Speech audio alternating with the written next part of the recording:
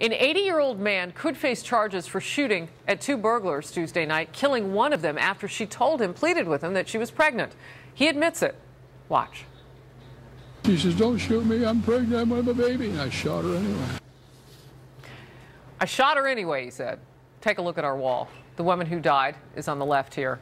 Police have arrested the other suspect on murder charges because they say he took part in the crime that led to her death. Investigators say they have not confirmed whether the woman was actually pregnant. I want to bring in now Janell Weinstein. She is a trial attorney. So what jumps out at you first on this case? Well, what jumps out are these particular facts. What's going on here? What happened? Did he have the right to do it? And that's what we're looking at here. California gives a presumption to somebody. If somebody comes and breaks into your house, there's a presumption of reasonable fear of death or bodily injury. And certainly in this case, that's what's happened. When he came in, they pummeled him to the ground. So what prosecutors are going to have to consider is whether or not that threat existed once they ran out of the house. So if she were pregnant or not, how does that play into the case? Well, interestingly enough, in California, if he is charged with murder, murder is defined as the unlawful killing of a person or unborn fetus. So then there becomes also a question of whether or not he knew. Well, he admits that she said to him, "Don't kill me, I'm pregnant."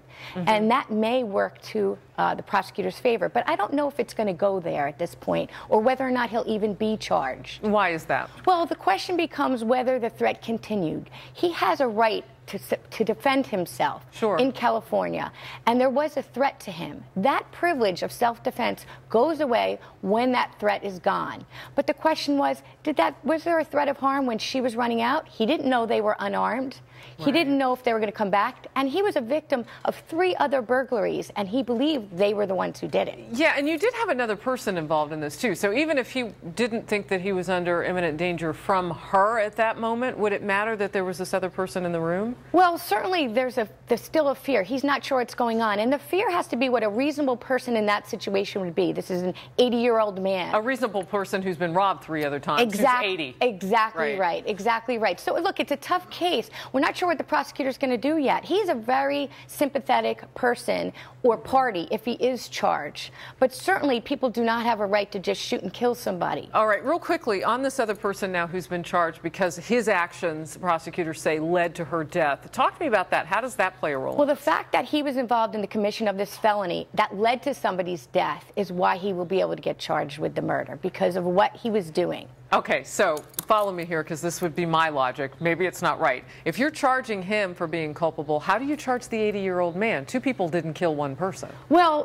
that's going to be the question that becomes whether or not they're even going to charge the 80-year-old man. But the fact that he was involved in the commission, the second guy, the perpetrator, in the commission of the felony that led to the death is what the charge will be for him. You know, I guess I'd have to play devil's advocate as a prosecutor if I'd worked as such, and I would say, well, how many people rob houses without weapons? Right, exactly. And well, who would know, though? Yeah, who would know? And do you believe this woman or not? Right, and it's based on the reasonable person standard. Did he feel that threat? All right. Janell, thank you very much for coming in. Appreciate it.